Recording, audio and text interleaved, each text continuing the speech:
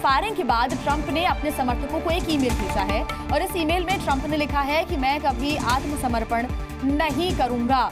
ये बड़ी जानकारी मिल रही है। अब ट्रंप जो हैं वो कहीं ना कहीं फ्रंट फुट पर आकर तमाम बातों का जिक्र कर रहे हैं। ये नहीं भूलना चाहिए हमको। प्रणय हमारे साथ क्योंकि जुड़े हुए हैं। प्रणय, जब उन्हें गोली लगती है, कान से छूकर गोली जाती है, पोडियम से वो नीचे बैठते हैं, ऊपर उठते हैं और उसके बाद यूएसए के नारे लगाते हैं।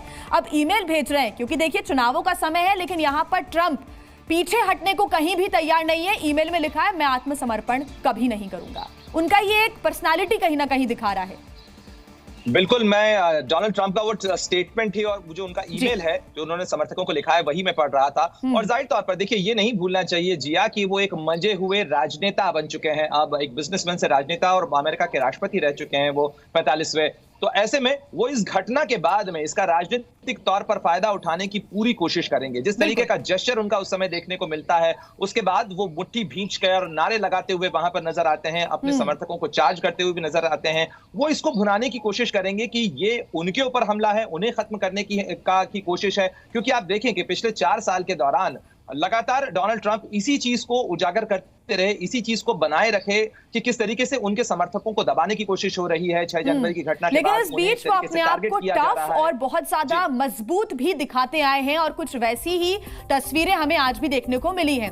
तो अब ग्राफिक्स जरिए हम बता देते हैं जो ट्रंप पर जानलेवा हमला हुआ है, हत्या की कोशिश यहां पर ट्रंप की गई। जब वो जनसभा को संबोधित कर रहे थे तो फायरिंग हुई है। कहां पर हुई है ये भी आपको बता दें। पेंसिल्वेनिया के बटलर काउंटी में ये पूरा मामला हुआ है जब एक शूटर ने, जो कि बटलर काउंटी का ही रहने वाला था, उसने ये फायरिंग की है। शाम 6:15 जो कि वहां का समय है, स्थानीय समय के अनुसार शाम के 6:15 हो रहे थे जब ये हमला हुआ। दाहिने कान को छूकर ये गोली निकल गई और इसको लेकर खुद जानकारी डोनाल्ड ट्रंप ने दी है। मौके पर जो हमलावर है वो मारा गया, सीक्रेट सर्विसेज की तरफ से मोर्चा संभाला गया और स्नाइपर्स के जरिए अटैक किया गया, हमलावर को मार दिया गया। के सिन्हा जी हमारे साथ लगातार जुड़े हुए हैं। सर, आपको आवाज पहुंच रही है तो इस पर रिएक्शन भी दीजिएगा कि इस प्रकार की घटनाएं हम एक्सपेक्ट नहीं करते हैं अमेरिका से, और वहां पर इतनी बड़ी सभा में डोनाल्ड ट्रंप के ऊपर हमला हो जाता है। क्या कहेंगे सर आप?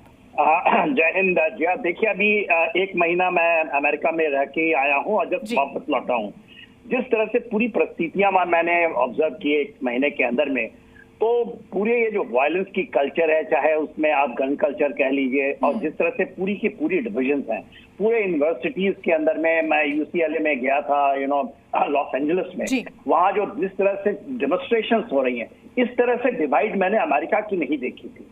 और ये फॉल्ट लाइन केवल ऐसा नहीं कि अमेरिका में अभी तो 20 साल का ये बच्चा है और ये जो जो यूथ हैं उनके अंदर डिविजन हैं, जो रेडिकलाइजेशन की परम सीमा पहुंच गई है, और ये फॉल्ट लाइन उनके अपने ही बनाए हुए हैं। आप कैपिटल हिल का देखिए, 6 जनवरी को जो वहां हुआ था, कैपिटल वायलेंस हुआ था, वो एक पॉलिटिकल वायलेंस है।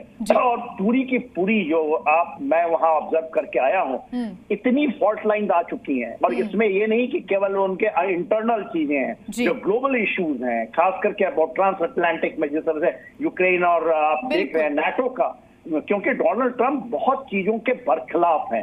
वो अमेरिका, डोनाल्ड ट्रंप सही कह रहे हैं आपकी, बहुत चीजों पर खुलकर अपनी बात भी रखते हैं और कुछ ग्लोबल इश्यूज भी हैं जिसका असर लगातार अमेरिका के अंदर हमको देखने को मिलता है। आप बने रहिएगा हमारे साथ।